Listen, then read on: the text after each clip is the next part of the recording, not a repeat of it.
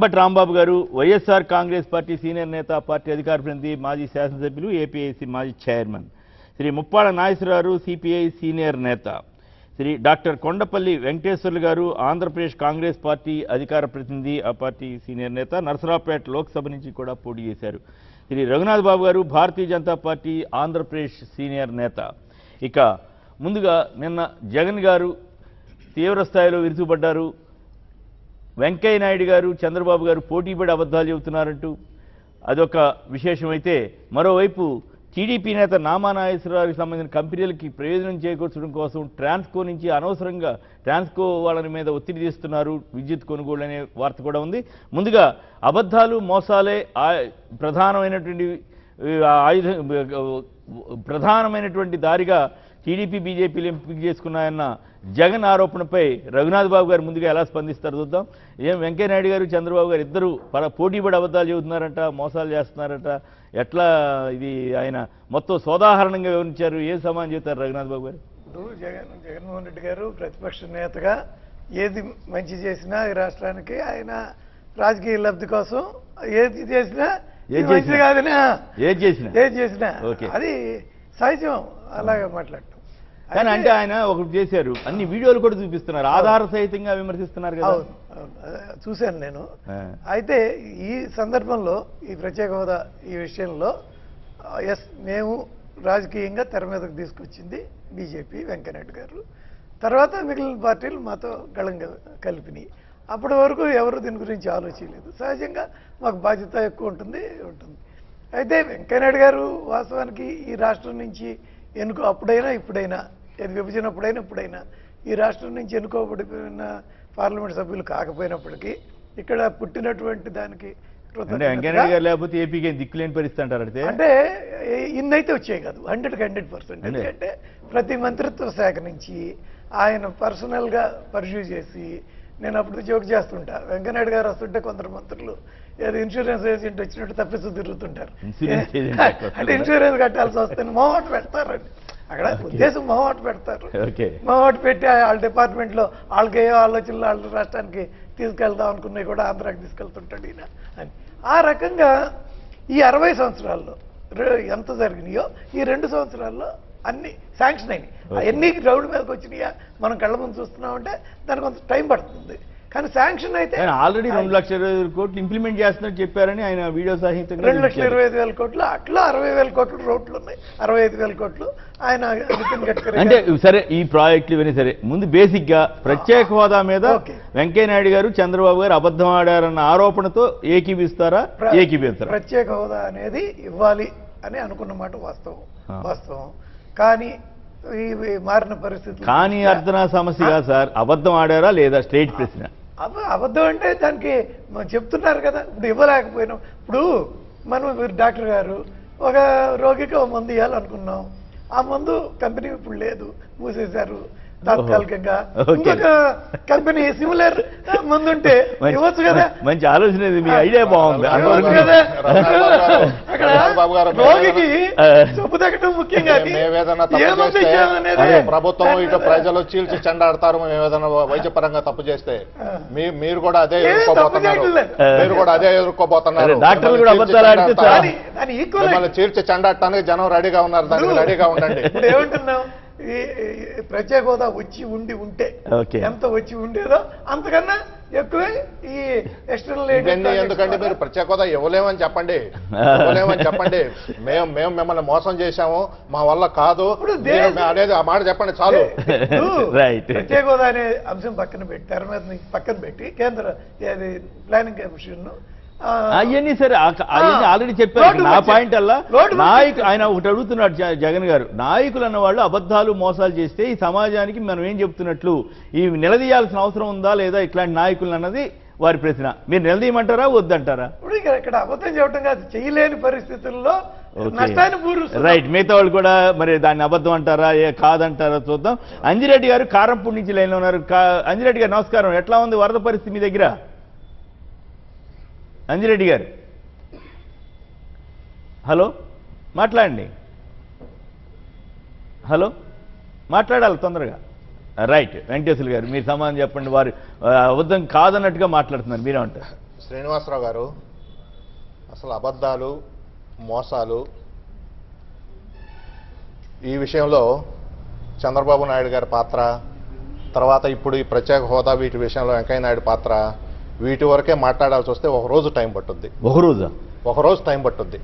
అబద్ధాల మీదే ఎస్, చరిత్ర మీ దగ్గర అంత చరిత్ర. దానికి టూకీగా కొన్ని ఇప్పుడు ఎందుకంటే కాల పరిమితి అనేది కొంత ఉంది కాబట్టి దాని పరిమితుల్లోనే మాట్లాడటానికి ప్రయత్నం చేస్తా.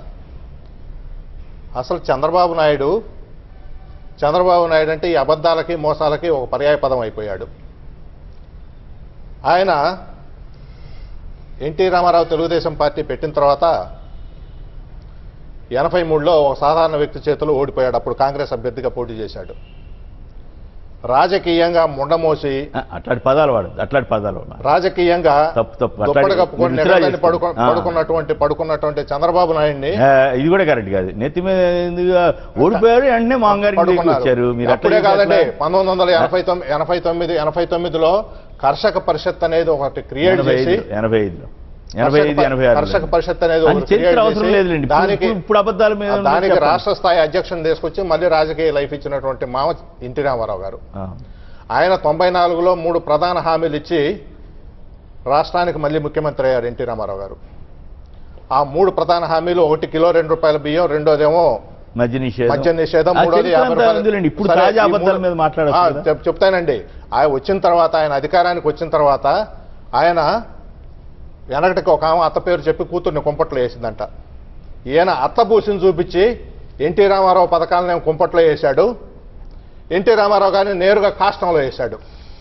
ఆయన మరణానికి ప్రత్యక్షంగా పరోక్షంగా కారణమైంది చంద్రబాబు నాయుడు. ఆ విధంగా రాజకీయ భవిష్యత్తు ఇచ్చినటువంటి, రాజకీయ జీవితాన్ని ఇచ్చినటువంటి చంద్రబాబు నాయుడికి రాజకీయ జీవితాన్ని ఇచ్చినటువంటి మామ ఎన్టీ రామారావుని మరణానికి ఆ విధంగా కారణమైనటువంటి ఆయన మోసం చేసి ఈ రాష్ట్ర ముఖ్యమంత్రి పదవిని అధిష్ఠించారు. మీ అందరికీ రాష్ట్ర అప్పుడు ప్రజలకు ఏం చెప్పాడు? ఎన్టీ రామారావు పథకాలన్నీ కొనసాగిస్తానన్నది ఆ రోజు అది సిద్ధం చేశారా? తర్వాత ఏనండి, ఒక్కొక్కటి చెప్తాను.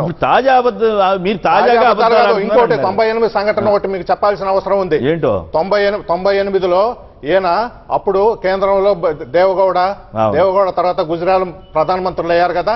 అప్పుడు united front steering committee chairman ఆయన. 98లో united front steering committee chairman గా దేశం మొత్తం మీద ఈయన అధ్యక్షతన ఆ రోజు ఎన్నికలు జరిగినాయి. ఆ రోజు బీజేపీ పార్టీకి కాసిన సీట్లు తక్కువ వచ్చినాయి. ఇక్కడ హైదరాబాద్ నుంచి యునైటెడ్ కమిటీ స్టీరింగ్ చైర్మన్ గా, యునైటెడ్ ఫ్రంట్ స్టీరింగ్ చైర్మన్ గా హైదరాబాద్ నుంచి ఢిల్లీ వెళ్ళి ఢిల్లీలో ప్లేటు ఫిరాయించి ఎన్డీఏ పార్ట్నర్ గా మళ్ళీ హైదరాబాద్ వచ్చినటువంటి మనిషి అయినా నేను నిప్పులాగా బతికాను, నా రాజకీయ జీవితంలో ఎక్కడా మీరు మచ్చ చూపించలేరని ఆయన చెప్పుకుంటున్నాను. కానీ మేమైతే ఇది దిక్కుమాలిన రాజకీయ జీవితం అనేది నేను ప్రస్ఫుటంగా తెలియజేస్తున్నాను. ఆయన ప్రొఫెషన్ వేరు, నా ప్రొఫెషన్ వేరు. ఆయన ఎక్కడో చిత్తూరు జిల్లా అయినా, నేను గుంటూరు జిల్లా అయినా, నేను వైద్య వృత్తి, ఆయన రాజకీయాలు, ఆయన జీవితం, ఆయనకి నాకు చెప్పేదండి. కోణాన్ని బట్టి కూడా రకరకాలుగా ఉంటుంది. కొందరు ఏదో పార్టీ కోసం చేశారు, పార్టీ నిలబెట్టుకున్నామని వాళ్ళు చెప్తారు. అది అన్ని వేరే విషయం. సరే, మీరు అన్నదేదో అన్నారు. కానీ ఇప్పుడు తాజాగా చంద్రబాబు వెంకయ్య నాయుడు ఇద్దరు కలిసి జగన్ గారు చెప్పేదానండి. మొన్న కొద్ది రోజుల కిందట జైట్లీ ఈ ప్రత్యేక హోదా విషయం అయి ఇది ఇవ్వలేని పరిస్థితి ఉంది, ఇవ్వటం లేదని చెప్పి ఏదో ప్యాకేజీలని చెప్పారు. కాదు, మనకు ప్రత్యేక హోదా కావాలా, దీనికోసం ఎంత దూరం అయినా పోరాడతాను, ఎంతమంది తోడుతో ఆయన పోరాడతానని ప్రగల్భాలు పలికినటువంటి చంద్రబాబు నాయుడు పైగా జైట్లీ ప్రకటన చేసే ముందు చంద్రబాబు నాయుడుకి మొత్తం డ్రాఫ్ట్ అంతా పంపించాడు. ఆయన చదివిన తర్వాతనే జైట్లీ మళ్ళీ అది చదివాడు. ఇవాళ అదే అన్ని ప్రగల్భాలు పలికినటువంటి ఈ ముఖ్యమంత్రి కేంద్రానికి, జైట్లీకి, తర్వాత మోడీకి ఆయన థ్యాంక్స్, శుభాకాంక్షలు చెప్పాడంటే ఇది రాజీ పట్టం తప్పితే, రాష్ట్ర ప్రజలను మోసం చేయడం తప్పితే ఏందనేది నేను రాష్ట్ర ప్రజల తరఫున నేను చంద్రబాబు నాయుడు ప్రశ్నిస్తాను. రైట్. ఒక అంజిరెడ్డి గారు కారంపూడి నుంచి లైన్లో ఉన్నారు. అంజిరెడ్డి గారు నమస్కారం, మాట్లాడండి. హలో, మాట్లాడండి ప్లీజ్. అవును, మీ వాయిస్ సరిగ్గా లేదు మిత్రమా. జీవితేశ్వరరావు కంప్లీట్ చేయండి. ప్రత్యేక హోదా ఏదన్నా ఇవ్వమనండి, ప్రత్యేక హోదా ఇవ్వకుండా ఏమిచ్చినా కానీ ప్రత్యేక హోదా ఇచ్చిన తర్వాత ఏదన్నా ఇమ్మంటారు. లేకపోతే అంటే ఇప్పుడు జగన్ గారు అబద్ధాలు మోసాలు చేసే రాజకీయ నాయకులు నమ్మొద్దు అంటున్నారు, మరి మీరేమంటారు? అవును కదండి, మరి ఇప్పుడు వెంకయ్యనాయుడు గారు చంద్రబాబు గారు అంటున్నారు, అప్పుడు ప్రత్యేక హోదా గురించి మేమే మాట్లాడాం అంటున్నారు. స్వాతంత్ర్యం గురించి గాంధీజీ గారు ఫస్ట్ మాట్లాడారు. గాంధీజీ గారు మాట్లాడి దాన్ని సాధించారు కాబట్టి జాతిపిత అయ్యాడు. వదిలేసి ఉంటే గాడ్సే అయ్యేవాడు.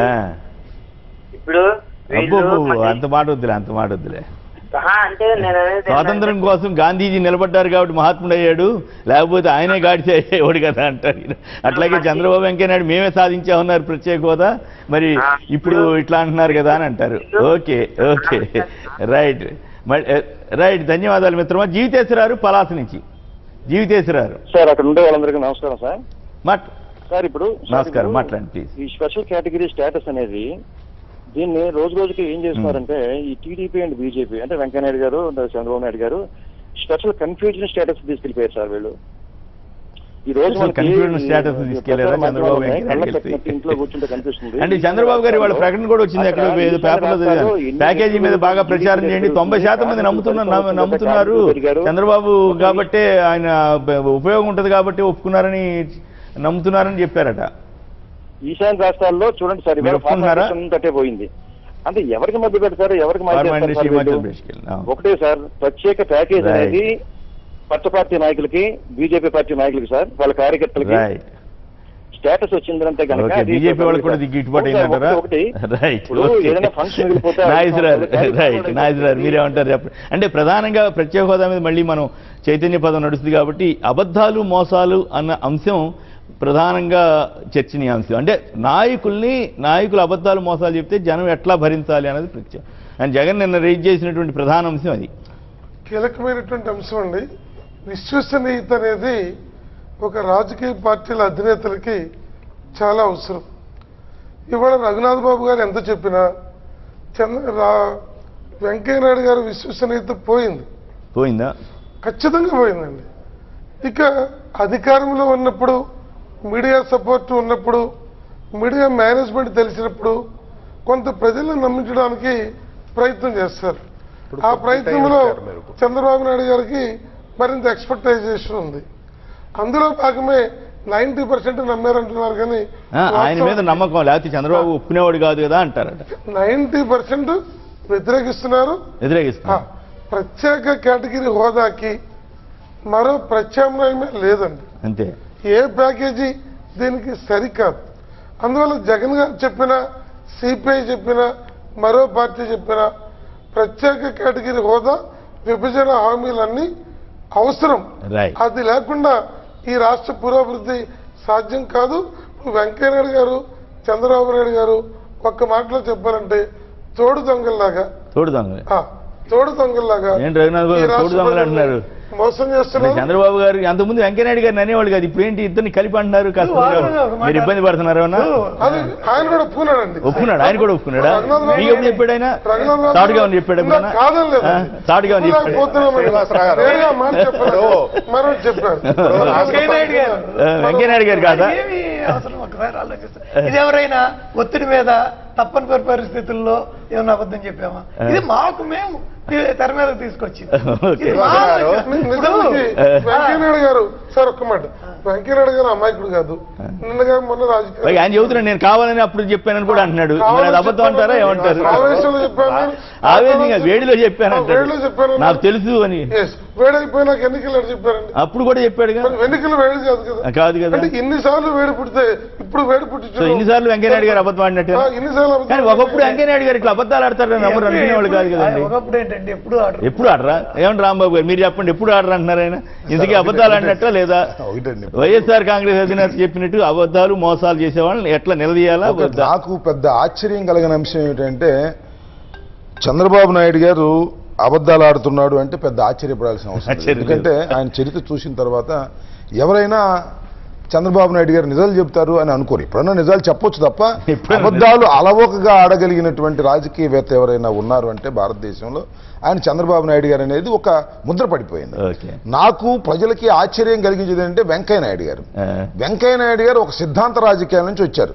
ఎంత కాదనుకున్నా కూడా ఇప్పుడు కమ్యూనిస్ట్ పార్టీ కూడా సిద్ధాంత రాజకీయాలు ఉన్నాయి, భారతీయ జనతా పార్టీ కూడా సిద్ధాంత రాజకీయాలు ఉన్నాయి, మనకు నచ్చినా నచ్చకపోయినా.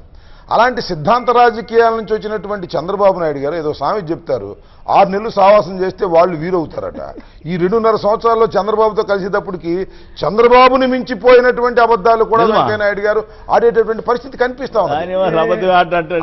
అబద్ధం ఆడండి, ఒక విషయం అబద్ధం ఆడరండి. నేను చెప్తున్నా, వెంకయ్య నాయుడు గారు పార్లమెంట్లో చెప్పిన మాట వాస్తవం. అది కాకోకుండా ఎన్నికల సందర్భంలో ప్రధానమంత్రి గారు ఏమన్నాడు తెలుసా మీకు? మీ వెంకయ్యజీ నెల్లూరులో పుట్టి నెల్లూరులో పెరిగినటువంటి వెంకయ్యజీ వల్ల మీకు ప్రత్యేక హోదా వచ్చింది, పోరాడాడు ఆయన అన్నాడు. మరి ఏమైంది ఆ పోరాటం? ప్రధానమంత్రి చేత అబద్ధం ఆడించారు, మరి చంద్రబాబు నాయుడు గారు సరే అవును. మీ దృష్టికి వచ్చింది, మరి వాస్తవం ఎంతో తెలియదు, మీరు చెప్పాలా లేకపోతే రఘునాథ్ బాబు గారు చెప్పాలా? మోడీ గారికి కూడా అదే కోపమంటగా వెంకయ్య నాయుడు గారు నాతో ఈ మాటలను చెప్పించి నన్ను కూడా ఇబ్బంది పెట్టించారని అయితే అయి ఉండొచ్చు. కానీ ఇక్కడ బాధాకరమైన విషయం ఏంటంటే అండి, ప్రత్యేక హోదా తప్ప ఈ రాష్ట్రానికి దిక్కు లేదు, చీలిపోయిన రాష్ట్రానికి ప్రత్యేక హోదానే ఆ అభివృద్ధిలోకి తీసుకెళ్తుంది అన్నటువంటి వెంకయ్య నాయుడు గారు అసలు ప్రత్యేక హోదా వల్ల నష్టం అంటున్నారు. నాకు అది ఆశ్చర్యం కాదు.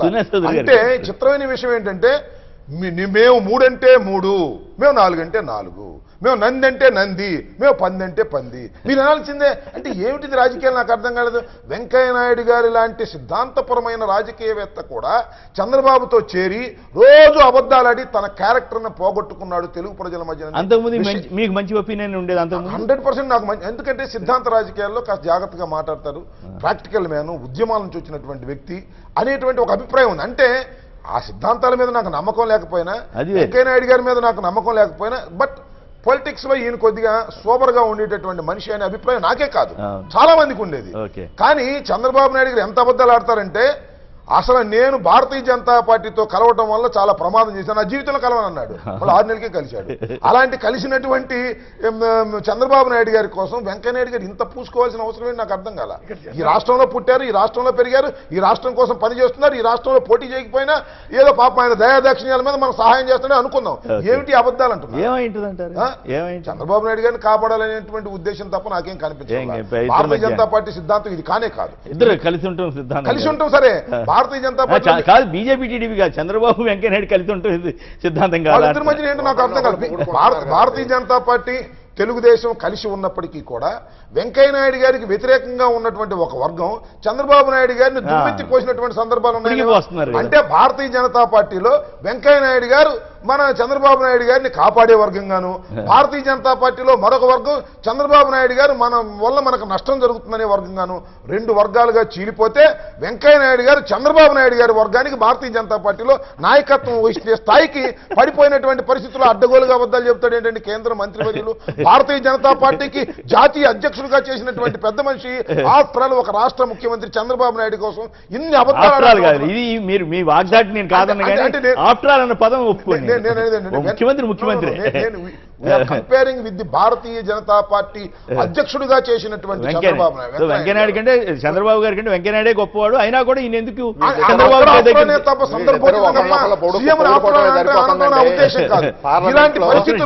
ఇలాంటి పరిస్థితుల్లో వెంకయ్య నాయుడు గారిని మరొకసారి నేను కోరుతున్నా, మీ ద్వారా ఒకసారి పునరాలోచించుకోండి, ఆత్మవిమర్శ చేసుకోండి. మీరేమో ప్యాకేజీ, అసలు ప్యాకేజీ ఎక్కడుంది సార్ చెప్పండి నాకు? పాత సరుకంతా గట్టి కొత్త ప్యాకెట్ గట్టి ఇచ్చారు తప్ప ప్యాకేజీలో పోలవరం ప్యాకేజా? పోలవరం లేకపోతే ఎవరండి? అలాగే నేను రాజధాని నిర్మాణానికి డబ్బులు ప్యాకేజ్ మీది లేకపోతే ఎవరండి? మరి అదే కాకుండా లోటు బడ్జెట్ ఎవరండి? లేకపోతే రైల్వే జోన్ ఎవరండి? ఇవన్నీ కొత్తగా ఎప్పుడు ఇస్తున్నారని నాకు అర్థం కదా. అది ఎగ్గొట్టడం కోసం ఈ లిస్టు చదువుతారు ఎందుకు? ఉన్న లిస్టే కదా, కొత్త లిస్టు మీరు ఏమి ఇచ్చారో ఒక మాట చెప్పండి. ₹1 దాని మీద మళ్ళీ సాయంత్రం మధ్యాహ్నం మాట్లాడుకుందాం. పచ్చి అబద్ధాలు, ఇద్దరు నాయుళ్ళు పచ్చి అబద్ధాలు ఆడి రాష్ట్రాన్ని ముంచుతున్నారు. అది అబద్ధం ఆడటమే కాదండి, ఒక్క నిమిషం. పార్లమెంట్ లో వెంకయ్య నాయుడు అభిమన్యుళ్లాగా ఒక్కడే పోరాడుతున్నాడని చంద్రబాబు నాయుడు కితాబు ఇవ్వటం, కష్టకాలంలో కూడా చాలా విరోచితంగా పోరాడాడు అని చంద్రబాబు నాయుడు పోరాడాడని వెంకయ్య నాయుడు ఆయన కితాబు ఈ విధంగా అట్టుంచి రైట్ అసలు తెలుగుదేశం పార్టీ కార్యకర్తలనే మోసగించాడు చంద్రబాబు నాయుడు. అదేంటి మధ్యలో మళ్ళీ ఆ పాయింట్ ఎందుకు మీకు? రాష్ట్ర ప్రజలను మోసగించడం ఏముంది? ఎందుకంటే చూస్తానేనండి, ఈ మధ్య తెలుగుదేశం పార్టీ వాళ్ళు 100 రూపాయలు తీసుకొని క్రియాశీలక సభ్యత్వం అనేది మళ్ళీ రేపు నవంబర్ 1 నుంచి అక్టోబర్ 1 ఉందంట. ఇచ్చేటప్పుడు ఏం చెప్పారు? కేసినేని బస్సు ట్రావెల్స్ లో కొంత కన్సెషన్ ఇస్తామన్నారు. ఇవ్వట్లేదు. ఎవరన్నా తెలుగుదేశం పార్టీ వాళ్ళు చాలా మంది ఈ ప్రోగ్రామ్ చూస్తున్నారు. నేను తెలుగుదేశం పార్టీ తమ్ముళ్ళని అడిగేది ఏంటంటే, తమ్ముళ్ళు మీరు ఎవరన్నా కేసినేని ట్రావెల్స్ లో ఈ కన్సెషన్ ఏమన్నా అనుభవించారా? వస్తుందా? మీరు చూసారా? లేదండి, అది ఉంది. తర్వాత మీరు కూడా అయితే మళ్ళీ మీకు తెలిసి చెబితే ఓకే, తెలియకుండా చెప్పకూడదు. కేసీఆర్ అట్లా కుదరదు. హాస్పిటల్స్ లో 50 హాస్పిటల్స్ లో తెలుగుదేశం పార్టీ కార్యకర్తలకు రాయితీల మీద వైద్యం ఉన్నారు. ఎవరన్నా అనుభవిస్తున్నారా? ఏమీ లేదు. మీరు చూసారా? లేదు. లేదా? లేదు, ఏమీ లేదు. తెలుగుదేశం పార్టీ కార్యకర్తల్ని నాయకుల్ని చంద్రబాబు నాయుడు మోసం చేస్తున్నటువంటి చంద్రబాబు రాష్ట్ర ప్రజలు లక్కండి. అట్లా అంటారా? ఎన్ని హామీలు ఇచ్చాడు? హామీలు ఇచ్చాడు. నాకు తెలిసి చాలా మంది రాష్ట్ర ప్రజలు లక్కండి. చెప్పేది నేను ఇంకొకటి, మెండాసిటీ అనేది ఒక ఇంగ్లీష్ లో పదం ఉంది. దాని అర్థం ఏంటంటే the art of not telling the truth. దాంట్లో చంద్రబాబు నాయుడు స్పెషల్ ఏంటది? తెలుగులో చెప్పండి. మెండాసిటీ, MENDACIT, అవును. The art of not telling the truth. Art of not telling truth, నిజాలు చెప్పకుండా ఉండడంలో కళ. అది ఇవాళ వెంకయ్య నాయుడు కూడా నేర్చుకున్నాడు. అబ్బో, అక్కడ కలిపారా మీరు తీసుకెళ్ళి? ఒక్క నిమిషం, ఇద్దరు కాలర్స్ చాలాసేపు వెయిట్ చేస్తున్నారు. మాధవరావు గారు మాచర్ల నుంచి. మాధవరావు గారు నమస్కారం, మాట్లాడండి. మాధవరావు గారు నమస్కారం, మాట్లాడండి. అబద్ధాల మీద మీరేమంటారు? అబద్ధాలు మోసాలు చేస్తున్నారన్న జగన్ గారి ఆరోపణతో మీరు ఏకీపిస్తారా? ఏకీపిస్తా అండి. హలో, రాజకీయాలు ఏకీపిస్తారా? రఘునాథ్ బాబు గారు ఏకీపించట్లే, ఏం చేద్దాం చెప్పండి. ఈ 3 సంవత్సరాలు ఏం చేయలేదు, ఈ 2 సంవత్సరాలు ఏం చేయకపోయినా పర్లేదు, కానీ ఆంధ్రప్రదేశ్ ఈజీ స్పెషల్ కేటగిరీ అని కింద ప్రధాని గారిని ఒక సంతకం పెట్టమనండి. ఇంకా మేము ఏమి అడగము. బ్రిటిష్ ఏం అడగరు. మీరు ఏమన్నా కానీ ప్రత్యేక హోదా మీద సంతకం పెడితే చాలా, ఆ ఫైల్ మీద సంతకం పెట్టమంటున్నారు. ఓకే, మీ డిమాండ్ బాగుంది. రైట్, ఓకే, మీ అభిప్రాయం చెప్పారు స్పష్టంగా. మరొకరు కాలర్ లైన్ లో ఉన్నారు. హలో, మీ పేరండి? హలో హలో, నమస్కారం, మాట్లాడండి. చెప్పండి. సమాధానం చెబుతారు, అసమర్థులు మాత్రమే వివాదంగా మాట్లాడుతుంటారు. నిన్న చంద్రబాబు నాయుడు గారు తన మీటింగ్ లో ఎంత కోపంగా ప్రతిపక్షాలపైన లేదా ఆ హోదా అడిగే వ్యక్తులపైన, అంటే వాళ్ళ మీద ఎంతటి ఆవేశాన్ని ప్రదర్శించారంటే అసమర్థం కనబడుతుంటారు. తర్వాత రాజ్యాంగ నిర్మాతలు హోదాతో ఉన్న లాభాలని ఆలోచించే హోదా అనేది అందరికి ఇచ్చారు సార్. కానీ రైట్, ఆ ఇష్యూ మీద మళ్ళీ మధ్యాహ్నం మాట్లాడుకుందాం, చైతన్య పదంలో మాట్లాడుకుందాం. రైట్, అబద్ధాలు మోసాల మీద మాట్లాడండి. ప్రత్యేక హోదా మీద మళ్ళీ చర్చా కార్యక్రమం ఉంది కాబట్టి అప్పుడు మాట్లాడుకుందాం. రఘునాథ్ బాబు గారు మీరు చెప్పండి. మరి ఇక్కడ పాయింట్ ఏంటంటే, వీళ్ళందరికీ నాకు అర్థమైంది ఏంటంటే, వెంకయ్య నాయుడు గారు అంటే ఒక గౌరవం ఉంది. ఇప్పుడు రాంబాబు గారు లాంటి విపక్ష నేత కూడా ఆయన గౌరవం వ్యక్తం చేశారు. కానీ చంద్రబాబుతో కలిసి ఈయన కూడా అబద్ధాలు నేర్చుకున్నాడా, లేకపోతే ఇద్దరు అట్లా అనేది కొంచెం ఆయన స్థాయికి ఇబ్బంది పెట్టట్లా? 2-3 విషయాలు. ఒకటి, నరేంద్ర మోడీ గారు ఎన్నికల సమయంలో ఈ ప్రత్యేక హోదా అనే విషయం ఆయన చెప్పకపోయినా అది మా బాధ్యత అని మేము అంటున్నాం. మేమేమి నరేంద్ర మోడీ గారు చెప్పలేదు. ఆ విషయాలు వదిలేండి. అబద్ధాల మీద, అబద్ధాలకి చంద్రబాబుతో కలిసి అబద్ధాలు ఆడుతున్నది కాస్త మీకు డిఫేమింగ్ గా, డ్యామేజింగ్ గా లేదా? చాలా క్లియర్. ఏంటి ఇవ్వాలనుకున్నాం, కనీసం లాస్ట్ 1 year లో ఎట్టి పరిస్థితుల్లో ఒక 1 year బ్యాకే తెలుసు ఇది కష్టం, సాధ్యం కాదు. 1 year బ్యాకే తెలుసు కాదు, వెంకయ్య నాయుడు గారికి అసలు చెప్పినప్పుడే తెలుసు అంట. ఆయనే చెప్పారు కదా, నాకు తెలుసు, నేను వేళ్ళలో చెప్పాను అన్నారు. ఆ తర్వాత మేనిఫెస్టోలో ప్రయత్నం చేస్తున్నామని బీజేపీ నాయకులు చెప్తున్నారు. ఎవరు ప్రత్యేక హోదా కోసం మేము ఇప్పటికీ ప్రయత్నం చేస్తున్నామని బీజేపీ నాయకులు అప్పటి నుంచి వెంకయ్య నాయుడు గారు అంటే వీళ్ళు ఇప్పుడు జనాన్ని మభ్య పెడతానట్ట లెక్క కదా. ఎందుకంటే ఇంకేం సాక్ష్యం కావాలి? రఘునాథ్ బాబు గారే ఒప్పుకున్నారు, ఇంకేం కావాలి చెప్పండి? ఆయన ఒప్పుకోపోయినా మీరు ఒప్పుకున్నారండి. ఇప్పుడు చూడండి, ఈ మెట్రో 2 గోల్డ్ పేపర్లో చూశాను, నిన్న పేపర్లో ఈ 2 మెట్రోలు ఉన్నాయి కదా, విజయవాడ, వైజాగ్. ఈ రెండింటికి 10,000 కోట్లు ఈ ఎక్స్టర్నల్లీ ఎయిడెడ్ జపాన్ సహాయం, ఆర్థిక సహాయం కావాలి, అంటే లోన్ కావాలి. ఆ లోన్ రీపేమెంట్, అది మెట్రో అన్నది మీరు విభజన చట్టంలో ఉందా లేదా? ఒక్క నిమిషం, 90% ఆ లోన్ కేంద్ర ప్రభుత్వం కడుతుంది. ఈ దేనికోసం ఇవన్నీ మీరు మధ్యాహ్నం చైతన్య పదంలో చదువురు కానీ నేను అడిగింది ఆయన డైరెక్ట్ సూటి ప్రశ్న. చంద్రబాబును చూసి వెంకయ్యనాయుడు గారు కూడా పాడైపోయారనేది రాంబాబు గారి అభియోగం. దాన్ని మీరు ఖండిస్తారా, సమర్థిస్తారా? 100% ఖండిస్తారు. 100% ఖండిస్తారా? ఇప్పుడు వీళ్ళు ఇంకో మాటలు కూడా చెప్పారు. రాజ్యసభ సీటు కోసం వెంకయ్యనాయుడు గారు ఇక్కడ చంద్రబాబు నాయుడిని ఇప్పుడు బయట వచ్చిన టాకులు ఆయనకి ఏ రాష్ట్రంలో రాజ్యసభ ఏ రాష్ట్రంలో కావాలన్నా ఏ రాష్ట్రంలో కావాలి దాన్ని మేము ఒప్పుకోలేండి. అది కాదు ఎవరన్నా అంటే అనొచ్చావు కానీ కాదు. కొంచెం ఇబ్బందికరంగా అయిపోయినట్టుంది. చంద్రబాబు గారు వీళ్ళిద్దరు కలిసి స్నేహం చేయటం ఇలా నచ్చగా చెబుతున్నారా లేదా నిజంగా అబద్ధాలు చెబుతున్నారా? ఇక్కడ సాక్ష్యాధారాలు ఉన్నాయి కదా, సాక్ష్యాధారాలు ఉన్నాయి. అయితే వీడియోలో అయితే ఉన్నమాట, అది వాస్తవం. Sir right. ఒక పొలిటీషియన్ నేను ఒక హామీ ఇచ్చాను అంటే అది వేళ్ళలో ఇచ్చానంటే అంతకన్నా దిగజాడు రాజకీయం ఉందండి. కరెక్ట్. వేళ్ళలో ఇచ్చిన తర్వాత మళ్ళీ మరి మేనిఫెస్టోలో చేయించుకున్నారు. అది కాదు సార్, నేను ఆ డయాస్ మీదే సారి పొరపాటు అంటే అది వేరే విషయం. అది కరెక్ట్. నువ్వు ఒక పొలిటీషియన్, అది కూడా బాధ్యత కలిగినటువంటి పొలిటీషియన్, రాష్ట్రంలోనూ కేంద్రంలోనూ పలుకుబడి ఉన్నటువంటి స్టాల్ వర్డ్ లాంటి పొలిటీషియన్, నేను వేళ్ళలో ఇచ్చానని 2.5 సంవత్సరాల తర్వాత చెప్పిన తర్వాత ఇంతకన్నా దిగజాడు రాజకీయాలు ఏమైనా ఉంటాయి సార్? నాకు ఆ రోజుకైతే ఇవ్వాలని అనుకున్నమాట వాస్తవం అండి. అంటే వెంకయ్యనాయుడు గారు ఆ రోజు వెంకయ్యనాయుడు గారు ఆ మాట అనలేదు కదా. అది అలాగా సార్, అన్నారు. ఇప్పుడు రఘునాథ్ బాబు గారు అదే స్వామి చెప్పినట్టుగా ఏమయ్యా నీ కోట్లు వస్తే ఏం చేస్తావన్నా అంట, అందరికి భేదాభిక్కి ధర్మం చేస్తానంట. అవన్నీ కాదు, నీ జేబులో ఉన్న 10 రూపాయలు ఏం చేస్తాడు, ఈ మాత్రం ఎవడికి ఉన్నా అంట. ఎందుకంటే అవి లేవు కనుక దానం చేశా, ఇది ఉన్న కనుక దాచుకుంటా అన్నా అంట. అప్పుడేమో నువ్వు అధికారం లేదు కాబట్టి ఇస్తానన్నావు, అధికారంలో వస్తే ఇవ్వనంటావు. ఏమిటంటే నాకు అర్థం కాలేదు. నువ్వు ఆ రోజు ఇద్దాం అనుకోవడానికి మీరు ఎవరన్నా, మీరు you are being an opposition leader. Opposition leader గా ఉండి ఇద్దాం అనుకున్నా పవర్ లోకి వచ్చినప్పుడు ఇద్దాం అనుకుంటే అది న్యాయం. కానీ అపోజిషన్ లో ఉన్నప్పుడేమో ఇద్దాం అనుకుని అధికారంలోకి వచ్చిన తర్వాత ఎగ్గొట్టాలనుకుంటే అవకాశవాద రాజకీయాలు వాళ్ళకి చిత్తశుద్ధి లేదు. రాష్ట్ర వ్యాప్తంగా బ్రహ్మాండమైన పుస్తకం వేశారు బీజేపీ, ముసుగేశారు. సన్మానం నెల్లూరులో ఘనంగా సన్మానం చేయించుకున్నారు. అయితే వెంకయ్యనాయుడు గారిలో గొప్పతనం ఏంటంటే ఏమాటగా అంటారు మరి మీరేం అనుకోవద్దు, నాకు అర్థమైంది. ప్రత్యేక హోదా సాధించారని సన్మానం చేయించుకున్నారు, ప్రత్యేక హోదా ఇవ్వటలేదని సన్మానం చేయించుకున్నారు. మీ మాటలో ఆయన మాటలోనే ఉంది.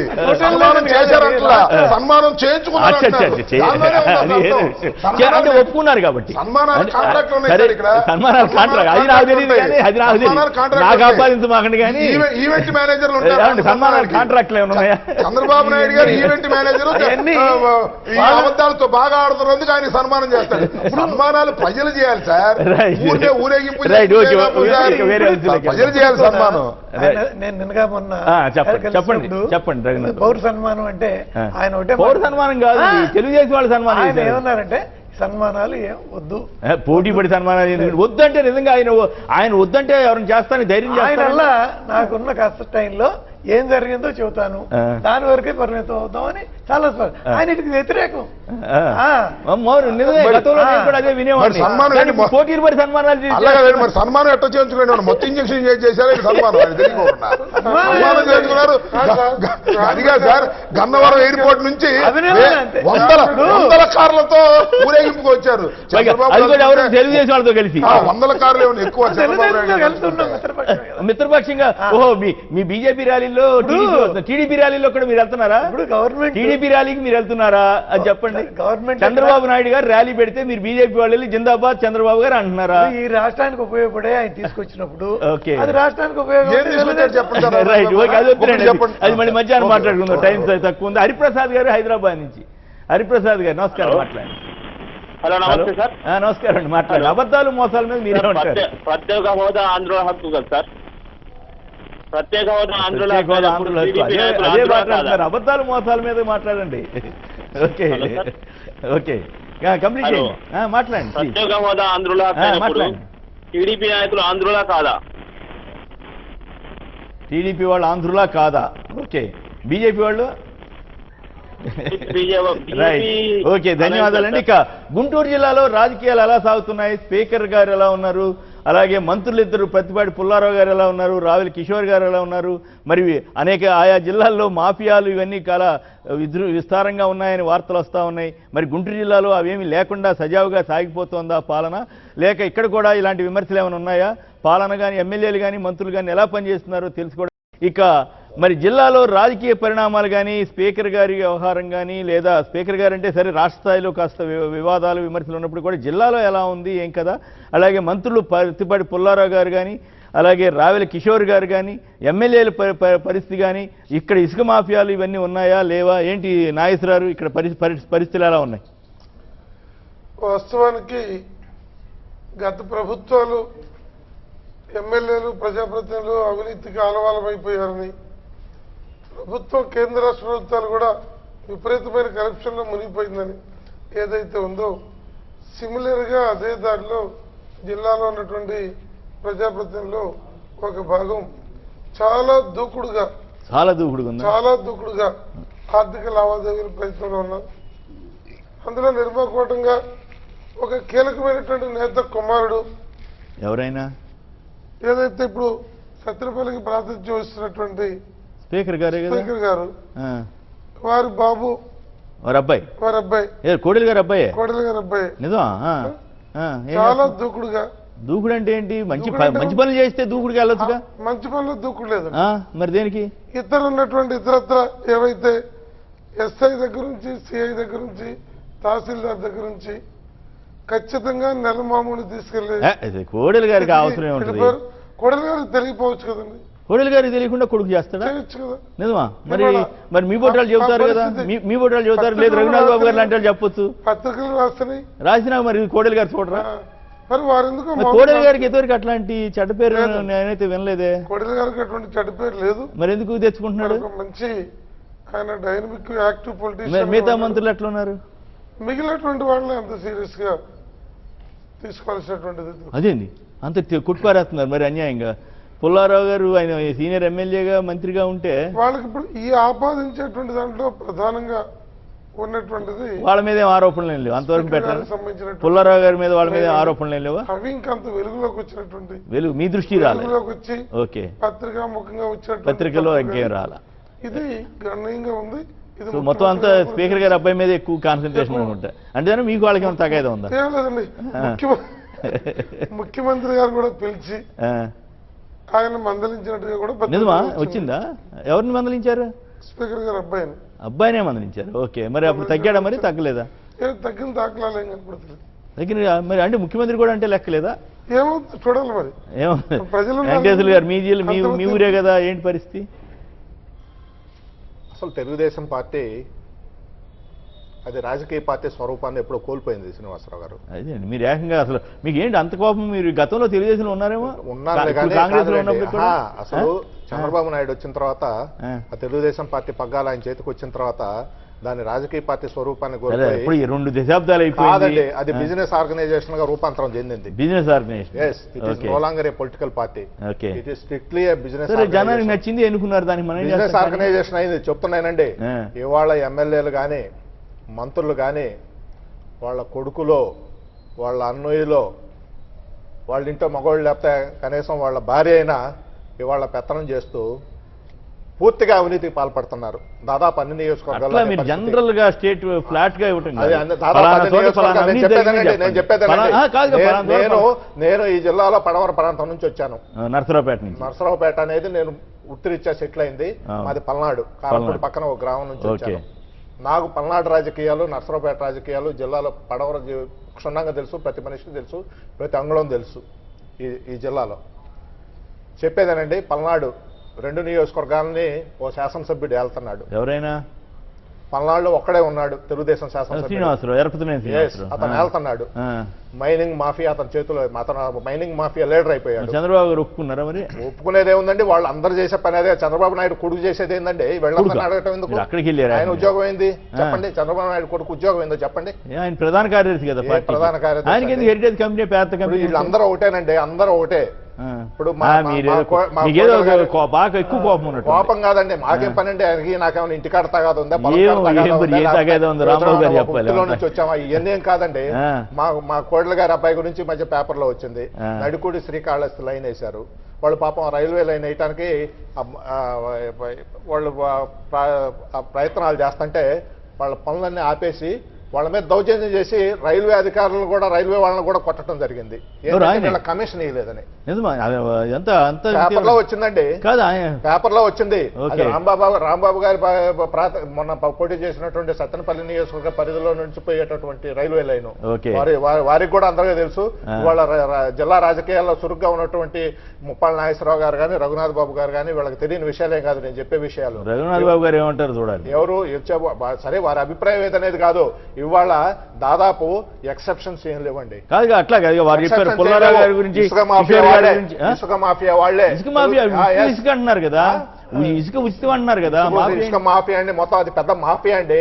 తర్వాత ఏ నియోజకవర్గంలోనైనా ఇవాళ బాగా ఈ షాపులు ఉన్నాయి కదా వాడికి భారీ స్థాయిలో తెలుగుదేశం పార్టీ నాయకులకి ముఖ్యంగా ప్రాతినిధ్యం వచ్చేటటువంటి ఎమ్మెల్యేకి భారీ స్థాయిలో డబ్బులు లేకపోతే వాళ్ళని బిజినెస్ చేసుకునేవారు. ఎక్కడ ఉదాహరణ చెప్పగలరా? చెప్పాయి అన్ని మా నియోజకవర్గంలో అదేందండి. నర్సరావుపేట సత్తెనపల్లి నియోజకవర్గంలో 25 లక్షలు ఇవ్వాలండి బార్ అండ్ రెస్టారెంట్. ఎవరికి ఇవ్వాలి? అక్కడ ఎమ్మెల్యే అపోజిషన్ ఎమ్మెల్యే కదా అక్కడ. ఎవరు? జగన్ మన వైఎస్ఆర్ కాంగ్రెస్ ఎమ్మెల్యే. నియోజకవర్గాలు ఒకళ్ళే పెత్తనం చేస్తున్నారు. ఆయనకేం లేదు పాపం. గోపిరెడ్డి శ్రీనివాసరెడ్డి గారికి ఏం లేదు. 2 నియోజకవర్గాలు ఒకళ్ళే పెత్తనం పల్నాడు 2 నియోజకవర్గాలు ఒకళ్ళే పెత్తనం చేస్తున్నారు. ఈ స్థాయికి చంద్రబాబు నాయుడు తీసుకెళ్లారు.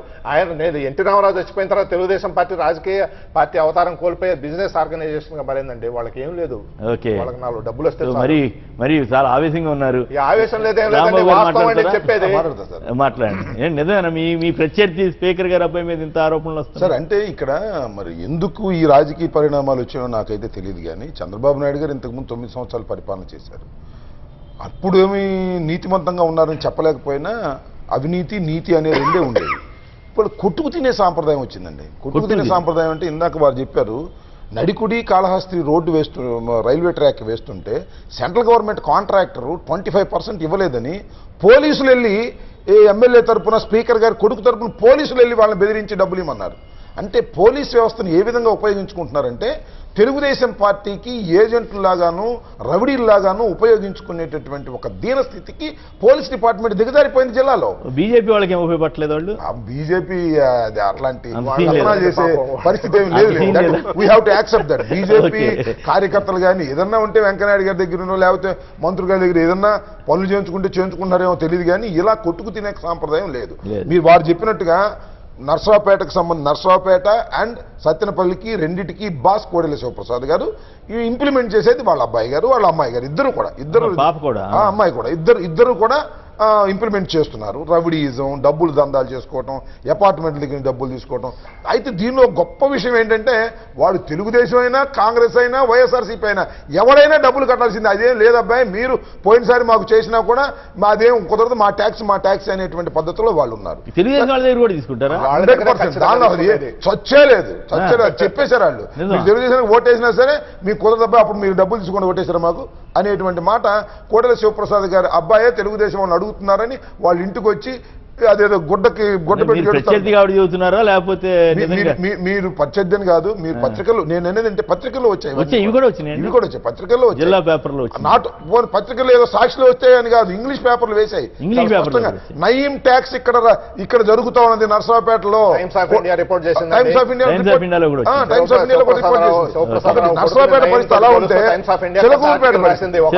చెలకూరుపేట సరే ఇందాక చెప్పినట్టుగా మొహమాట పడుతున్నారు వారి కొడుకులు భార్యని. అక్కడ పత్తిపాటి పుల్లారావు గారి సతీమణి మొత్తం నియోజకవర్గాన్ని కంట్రోల్ చేస్తుంది. ఆమె కలెక్టర్ గారితో మాట్లాడుతుంది, ఆమె పోలీస్ ఆఫీసర్లతో మాట్లాడుతుంది, ఆమె డిఫాక్టో ఎమ్మెల్యేగా పనిచేస్తుంది. వారి పాపం అక్కడ ఉంటారు. వసూళ్లు, వ్యవహారాలు, డబ్బులు, సంతకం. ఇప్పుడు సాయంత్రం దాకా గల్లాపెట్టికి ఎంత వచ్చినో లెక్కేసుకున్నట్టుగా అందరూ ఈ నియోజకవర్గాల్లో సాయంత్రానికి ఎంత గల్లాపెట్టిలోకి వచ్చింది, ఎవడెంత వసూలు ఇచ్చాడు, రిజిస్టర్ ఎంత ఇచ్చాడు, ఎస్ఐ ఎంత ఇచ్చాడు, సిఐ ఎంత ఇచ్చాడు, అన్ని లెక్కలు అందరూ ఇవ్వాల్సింది, పర్సంటేజ్ ఇవ్వాల్సిందండి. పోతే ఇందాక వారు చెప్పారు ఎరపతినేని శ్రీనివాస్ గారు, అక్కడ మైనింగ్ సంబంధించి ఆయన తప్ప ఎవరు మైనింగ్ చేయడం, అది కూడా అక్రమ మైనింగ్. కోర్టుకు వెళ్ళినా కూడా మైనింగ్ డిపార్ట్మెంట్ కోఆపరేట్ చేస్తుంది, పోలీస్ డిపార్ట్మెంట్ కోఆపరేట్ చేస్తుంది, రెవెన్యూ డిపార్ట్మెంట్ కోఆపరేట్ చేస్తుంది. డిపార్ట్మెంట్స్ అని ఇంకొక మీకు చిత్రమైన విషయం చెబుతా. ఒకనొక ఆఫీసర్ నా దగ్గర ఎంత బాధపడ్డా అంటే ఎఫ్ఐఆర్ రిజిస్టర్ చేయాలంటే మా ఎమ్మెల్యే గారి పర్మిషన్ కావాల్సి వస్తుంది సార్. ఆయనకి చెప్పండి ఎఫ్ఐఆర్ రిజిస్టర్ చేస్తే ఆయన ఊరుకో. ఆఫీస్ అని చెప్పకూడదు బాబు, ఆఫీస్, ఎందుకంటే ఓకే. వాళ్ళు బయట పెడితే ఓకే, ఓకే, తప్పు ఓకే. అని బాధపడ్డాడు. ఎట్లా ఉద్యోగాలు చేయాలి సార్, ఏదన్నా మేము అటు చేసామని మమ్మల్ని ట్రాన్స్ఫర్ చేస్తారు, లేకపోతే ఏసీబీ ట్రాప్ అంటారు. ఈ రకంగా మరి సీఎం గారు కూడా గుంటూరు జిల్లాలోనే ఉన్నట్లు లెక్క కదా, అయినా కూడా ఆయనకి ఏమి అంటే ఇక్కడ గమనించాల్సిందంటే సీఎం గారి ప్రోద్బలం లేకోకుండాను, ఓకే. లోకేష్ గారి ప్రోద్బలం మీరు అట్లే లేకోకుండాను లేదా? ఓకే. ఇవి జరుగుతున్నాయి అనుకోవద్దు. కానీ రైట్. సీఎం గారు వచ్చి అవినీతి దీన్ని ఎదుర్కొంటాం, నిప్పులాగా ఉంటాం, ఇవి టీవీలో చెప్పేటటువంటి కార్యక్రమాలే తప్ప ఈ జిల్లాలో ప్రతి ఎమ్మెల్యే, తెలుగుదేశం ఎమ్మెల్యే ప్రతి నియోజకవర్గంలోనూ కొట్టుకు తినే కార్యక్రమాలు తప్ప మరొకటి లేదు. రైట్. చెరువులో మట్టి గుంటూరు నుంచి అమ్ముకుంటారు, కొందరు కాలర్స్ ఇసుక కూడా అమ్ముకుంటారు. ఉన్నారు. శ్రీదేవి గారు గుంటూరు నుంచి లైన్లో ఉన్నారు. శ్రీదేవి గారు నమస్కారం అమ్మ. నిజంగానేనా ఇక్కడ మన నేతలు చెబుతున్నారు, కాంగ్రెస్ నేత వెంకటేశ్వర్లు గారు కానీ, సిపిఐ నేత నాగేశ్వరరావు కానీ, వైసీపీ నేత రాంబాబు గారు కానీ వీళ్ళంతా చాలా ఘాటుగా చెబుతున్నారు, గుంటూరు జిల్లాలో పరిస్థితి అంత దారుణంగా ఉందా? నమస్తే అండి, అక్కడ ఉన్న వాళ్ళందరికీ నమస్కారం అండి. నమస్కారం. అయితే నమస్కారం, మాట్లాడండి. ముందుగా ఇందాక మొదలు పెట్టినప్పుడు చెప్పినట్టుగా కేంద్ర ప్రభుత్వం కానీ రాష్ట్ర ప్రభుత్వం కానీ అబద్ధాలు చెప్పింది అన్న మాటని వాపస్ తీసుకోవాలి. ఎందుకంటే కేంద్ర ప్రభుత్వం చెప్పిన విషయాన్ని పూర్తిగా తీసేస్తున్నాము 6 నెలల్లో సంవత్సరంలో అని చెప్తున్నప్పుడు ఇంకా దానికి విలువ లేదు. దానికి విలువ లేని మాటని అబద్ధం చెప్పారు అనడం వల్ల ఉపయోగం లేదు. మన రాష్ట్రానికి ఏం కావాలని నిర్దిష్టంగా కూర్చుని ఆలోచించి, అది సరే, అది వేరే చర్చ, అయిపోయింది ఆ చర్చ. ఇప్పుడు గుంటూరు జిల్లాలో మా జిల్లాకి ఇది కావాలి, మా జిల్లాలో ఓకే ఓకే ఓకే ఓకే అది సరే, మీరు అభిప్రాయం చెప్పారు, సంతోషం. అయితే అది అబద్ధమా కాదా అన్నది కూడా పాయింట్ కదా. ఇప్పుడు నాయకులు అబద్ధం చెప్పారా లేదా, అది మీకు నచ్చితేనేమో ఫోన్ లేదు ఏదో. ఇప్పుడు మనకి ఇష్టమైంది అనుకోండి, ఇష్టమైతే ఏమంటాం, ఫోన్ లేదు ఏదో ఇబ్బందుల్లో చెప్పాళ్ళే అంటాం, ఇష్టం లేదనుకో అబద్ధం చెబుతావా అంటాం, అంతే. మరి ఏం చేస్తాం? రైట్. ఓకే ఓకే గుంటూరు జిల్లా రాజకీయాల మీద మాట్లాడుతున్నాం. గుంటూరు జిల్లాలో పరిస్థితి చాలా దారుణంగా ఉందని ఇక్కడ 3 నాయకులు అంటున్నారు. మీరు ఏకీవిస్తారా వ్యతిరేకిస్తారా? Hello, right. చాంద్ బాషా గారు మరొక లైన్లో ఉన్నారు. చాంద్ బాషా గారు, శ్రీదేవి గారు కంప్లీట్ చేయండి, మీరు ఉన్నారు లైన్లో. శ్రీదేవి గారు, ప్రవర్తించడం అనేది వాళ్ళకి నైతిక విలువలు లేకుండా పోవడం అని అక్కడ డాక్టర్ గారు మాట్లాడుతున్నారు. ఖచ్చితంగా వారు మాట్లాడినట్టుగా ఇది ఫైనాన్స్ సంబంధం తప్ప ప్రజలకి మంచి చేయాలి, దేశానికి మంచి చేయాలి, చిరస్థాయిగా ఉండిపోవాలి అనే పని ఎవరికీ లేదు. కేవలం డబ్బులు సంపాదించుకోవడం ఎలాగా అనే ఆలోచనలో మాత్రమే ఇక్కడ ఉన్నటువంటి అధికారులు ప్రవర్తిస్తున్నారు తప్ప వేరే ఏం లేదు. అధికారుల మీద మీరే తెలియజేసిన వాళ్ళంతా ఎమ్మెల్యేలు తిడుతుంటే మీరు అధికారులను తిడుతున్నారు. అంటే మొత్తం మీద 2 వైపులా నడుస్తుంది అనమాట ఈ లెక్కన గొడవ. తెలియదు కాబట్టి బీజేపీ వాళ్ళు ఏదో చేసేస్తున్నారు అని అనుకోవడం అనేది మాకు కనబట్టలేదు. సామాన్య అచ్చా, మీరు బీజేపీ వాళ్ళ. ఓకే ఓకే ధన్యవాదాలండి, ధన్యవాదాలు. చాంద్ బాషా గారు మరొక లైన్లో ఉన్నారు. చాంద్ బాషా గారు నమస్కారం, చెప్పండి. హలో నమస్తే సార్. చాంద్ బాషా గారు మాట్లాడండి. హలో నమస్తే సార్. చాంద్ బాషా హలో నమస్తే సార్. నమస్తే, మాట్లాడండి. హలో నమస్తే సార్. మాట్లాడండి. 3 సార్లు నమస్కారం. మా ముఖ్యమంత్రి గారు ఫస్ట్ వాగ్దానం ఏం చేసినారు, మహిళలకు వడ్డీ మాఫీ, డ్వాక్రా మాఫీ, రైతులకు మాఫీ అన్నారు. అవును. ఎవరికైనా చేసినారా? అవును. ఏం సార్, ఎవరికి చేయలేదంటారా? చేశానంటున్నాడుగా, అసలు మొత్తం నేను చేసినట్టు ఎవరు చేయలేదంటున్నాడు కదా. అది చేయలేదు, అది గొప్ప అబద్ధం. చేయలేదంటారు, అబద్ధమే చెబుతున్నారా? సరే ఏం చేద్దాం కానివ్వండి. రైట్, ధన్యవాదాలండి. ఇక చెప్పండి, ఏంటి నిజంగానే గుంటూరు జిల్లాలో పరిస్థితులు అంతే దారుణంగా ఉన్నాయా? ఎక్కువ శాతం ఆరోపణలు. ఎందుకంటే ఈ పల్నాడు ప్రాంతం కొంత ఫ్యాక్షన్ కి పుట్టినిల్లు. దీంట్లో ఫ్యాక్షన్ లేదండి, మేము ఎవరూ కొట్టుకోవట్లేదు. పల్నాడు నుంచి వచ్చా నేను, మేము ఎవరూ కొట్టుకోవట్లా. మాకు ఏ ఊర్లో తగాదా లేవు, రాజకీయంగా అసలే లేవు. ఎవరు ఓటోళ్ళు లేటో వేసుకుంటున్నాం, ఇటువంటి ఫ్యాక్షన్ లేవు, ఏం లేవు. ఇటువంటి అవాస్తవ ఆరోపణలే ఇదివరకు కాసు మహేష్ రెడ్డి మీద కూడా వచ్చినాయి. మహేష్ రెడ్డి మీద కూడా ఆటిల్లో ఎంత సత్యం, కాసు కృష్ణారెడ్డి గారు అబ్బాయి కాబట్టి మంత్రి ఆటిల్లో ఎంత సత్యం ఉందో జిల్లా అంతే ఉంటుంది. దానికి లింక్ ఏంటి? రెండు కరెక్ట్ కాదని చెబుతున్నా. అంటే కాసు కృష్ణారెడ్డి ఆ రోజునే అలాగే చేశారు ఆరోపణలు. బీజేపీ పార్టీ ఉంది, మీరు బీజేపీలోనే ఉండి అప్పుడు కూడా మీరు ఒక అగ్రగ్రామ నాయకులే. మీరు కాసు మహేష్ రెడ్డి మీద ఆ రోజు ఎత్తపోయారా? ఇవాళ కాసు మహేష్ రెడ్డి ఎవరన్నారు మరి అక్కడ పేపర్లో కూడా నేను వచ్చింది. ఏమంటున్నాను అసత్యారోపణ కాదు అప్పుడు కాస్మోహెడ్ మీద అప్పుడు వచ్చిందా అదే అబద్ధమే ఇదే అబద్ధమే. కాదండి అది కాదండి. కాస్మోహెడ్ మీద ఆ రోజున ఆరోపణలు పత్రికల్లో ఇప్పుడు వీళ్ళు ఎట్లా తయారయ్యారంటే శ్రీనివాసరావు గారు తనకు పెడితేనో పెళ్లి కూడు లేకపోతే పెండా కూడా అనే స్థితిలో ఉన్నారు వీళ్ళు బీజేపీ నాయకులు. అదేంటి తనకు పెడితేనో పెళ్లి కూడు లేకపోతే పెండా కూడా అంటున్నారు. ఓకే ఇవాళ కాసు మహేష్ రెడ్డి గురించి మాట్లాడాల్సిన పనే వచ్చింది.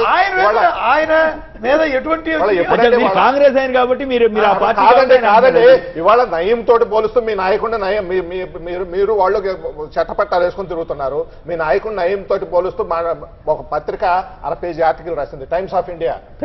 పత్రిక కాదు సార్, భారతీయ జనతా పార్టీ దాన్ని ఎవరన్నా మీరు ఖండించారా? దాన్ని ఎవరన్నా తెలుగుదేశం పార్టీ ఖండించిందా? బీజేపీ ఖండించిందా? మీరు దానికి ఖండించలేదంటే మీరు ఒప్పుకున్నట్టే లెక్కగా, ఖండించలేదంటే మీరు ఒప్పుకున్నట్టే లెక్కగా. స్పీకర్ గారు అబ్బాయి మీద నయం తోటి పోలుస్తూ ఆర్టికల్ వచ్చింది. మీరు దాన్ని అవును నిజం, నయంతో 1/2 పేజీ ఆర్టికల్ వచ్చింది టైమ్స్ ఆఫ్ ఇండియాలో. దాన్ని మీరు ఖండించలేదంటే మీరు ఒప్పుకున్నట్టే లెక్కగా. ఇవాళ మీరు ఇదేందండి లేనిపోయిన విషయాలను తీసుకొస్తారు మీరు. చెప్పేదేనండి, దీంట్లో మీకు కూడా బాగా ఉందా? తెలుగుదేశం వాళ్ళ అవినీతులు మీకు కూడా బాగా ఉందా చెప్పండి. మీకు కూడా బాగుందా చెప్పండి. ఏది ఎప్పుడో ఎప్పుడైతే చూస్తారు. తర్వాత ఎలక్షన్ జరిగింది, తర్వాత ఎలక్షన్ లో కృష్ణారెడ్డి గారు పోటీ చేయలేదు. ఇవాళ మీరు కృష్ణారెడ్డి గారి గురించి కానీ కృష్ణారెడ్డి గారి అబ్బాయి గురించి కానీ తీసుకురావడం సమంజసంగా లేదు. సన్నిహితులు కాదండి, సన్నిహితులు కాదు. మీరు ఆ రోజు ఏం చేశారు? Right, okay. రాంబాబు గారు మీరు చెప్పండి, మీరు మాట్లాడుతున్నారు. అట్లాగే నేనేదంటే కాసు కృష్ణారెడ్డి గారు లేకపోతే మహేష్ గారు ఆరోపణలు ఇప్పుడు వచ్చాయి, అసలు వచ్చినాయో రాలేదు కూడా ఇప్పుడు నిర్ధారించడం కష్టం. ఎందుకంటే ప్రతిసారి ప్రతి వాళ్ళ మీద ఆరోపణలు వస్తాయి. ఆరోపణలు వేరు. నేనేదంటే అవినీతి ఆరోపణలు అందరి మీద ఉన్నాయి. కొట్టుకు తింటాం అంటున్నాను. ఇది ఏంటంటే దౌర్జన్యం, కొట్టుకు తింటాం, పోలీస్ వ్యవస్థను ఉపయోగించడం, వ్యవస్థని భ్రష్టు పట్టిస్తున్నారు. ఇదే సాంప్రదాయాలు. ఇప్పుడు చంద్రబాబు నాయుడు గారు లేకపోతే కోళ్ళి శివప్రసాద్ గారు లేకపోతే పత్తిపాటి పుల్లారావు గారు శాశ్వతంగా ఉంటారండి ఈ రాష్ట్రానికి? మారతాయి కదా. మేము రావచ్చు, లేకపోతే వీళ్ళు రావచ్చు, లేకపోతే కమ్యూనిస్టులు ఎవరో వస్తే వాళ్ళు కూడా ఈ సాంప్రదాయాలు పెడితే ఇంకేమైపోతుంది సార్? కలెక్టర్లు ఏమైపోవాలి, ఎస్పీలు ఏమైపోవాలి, డిఐజీలు ఏమైపోయారు? ఎవరు అధికారులు ఉంటే వాడితో చెప్పి ఎఫ్ఐఆర్లు బుక్ చేసే పరిస్థితికి రాష్ట్రం వస్తే ఎక్కడ పోతుంది ఈ రాష్ట్రం? చంద్రబాబు నాయుడు గారు మరి నీతి నిజాయితీ సాంప్రదాయాలు రాష్ట్రం కోసం పోరాడేటువంటి వ్యక్తులు ఇలాంటి దుర్మార్గమైనటువంటి సాంప్రదాయాలు ప్రవేశపెట్టి రాష్ట్రాన్ని సర్వనాశనం చేసే కార్యక్రమాలు చేస్తున్నారు. ఏదో పావలాన ₹10 తింటున్నారంటే అది రాజకీయాల్లో ఉంటుందని అనుకోవచ్చు, కానీ ఇంత దారుణం అండి నాకు అర్థం కాలేదు. పొలాలు ఆక్రమించుకోవటం దౌర్జన్యంగా సార్. పోలీసులు నేనేదంటే ఒక మాకు సత్యనపల్లిలో 18 ఎకరాలు పోలీసులు వెళ్ళి అక్కడ ఉన్న వాళ్ళందరినీ ఖాళీ చేయించిన తర్వాత తెలుగుదేశం గూండాలను పంపించారు స్పీకర్ మనుషుల్ని. అదేంది దారుణమైన విషయం. అదేమని ఎస్పీ గారి దగ్గరికి వెళ్తే ఆయన చూద్దాం చేద్దామని తప్పుకునేటువంటి పరిస్థితుల్లో కనిపిస్తా ఉన్నారు. కలెక్టర్ గారు, ఎస్పీ గారు ఎట్లున్నారు? ఎవ్రీబడి వాళ్ళు చెప్పినట్టు వినవలసిందే. చెప్పినట్టు వినకపోతే ఇక్కడ పోస్టింగ్ లో ఉండరు. చట్టం రాజ్యాంగం మంట కలిసిపోయింది రాష్ట్రంలో. గుంటూరు జిల్లాలో మరింతగా కలిసిపోయింది. వ్యవస్థను భ్రష్టు పట్టించింది తెలుగుదేశం పార్టీ. ఓకే, మీరు అది జనరల్ స్టేట్మెంట్ ఇచ్చారు. కాదండి, రాజకీయ వ్యవస్థను భ్రష్టు పట్టించింది తెలుగుదేశం పార్టీ. ఈ ఫ్యాక్షన్ అంటే నాకు అర్థమైంది ఏంటంటే మరీ అంత కాదులే కొంత ఉందని ఏదో మీరు ఫీల్ అవుతున్నారు. ఆయన చెప్పాడుగా దీనిలో అంతా నిజం కాదు, ముందే చెప్పాడు, నేనే చెబుదాం అనుకున్నా. అంతా నిజం కాదు, అంటే కొంతవరకు ఆయన పాప ఒక్క విషయం అండి. జిల్లా అడ్మినిస్ట్రేషన్ రాష్ట్రంలో ప్రజలకు దూరం అయిపోయింది, అడ్మినిస్ట్రేషన్ కొలాప్స్ అయిపోయింది. ప్రజల సమస్యలు సీఎం గారు ఉన్న చోట, అది సీఎం సీట్ ఉన్న చోట అట్లా జరుగుతుంది. గుంటూరు జిల్లా లాంటి చోట ఇన్ఎఫెక్టివ్ అయిపోయాడు. కలెక్టర్ లాంటి కలెక్టర్ కూడా ఇన్ఎఫెక్టివ్ అయిపోయాడు. రైట్. ఏదేమైనా గుంటూరు జిల్లాలో కూడా పరిస్థితులు అంత ప్రజలకు అనుకూలంగా ఉన్నట్లేదని, అవినీతి లేదా ఇతరత్ర అధికారులని శాసించే తీరు కూడా ప్రజాస్వామ్యబద్ధంగా లేదని నేతలు విమర్శిస్తున్నారు. మరి ఈ పరిణామాలు ఎటు దారితీస్తే చూద్దాం. రాంబాబు గారు, అలాగే ముప్పాళ్ళ నాగేశ్వరరావు గారు, కొండపల్లి వెంకటేశ్వర్లు గారు, రఘునాథ్ బాబు గారు, అందరికి కూడా ధన్యవాదాలు. ఇది నేటి వార్తా విశ్లేషణ కార్యక్రమం. నమస్కారం.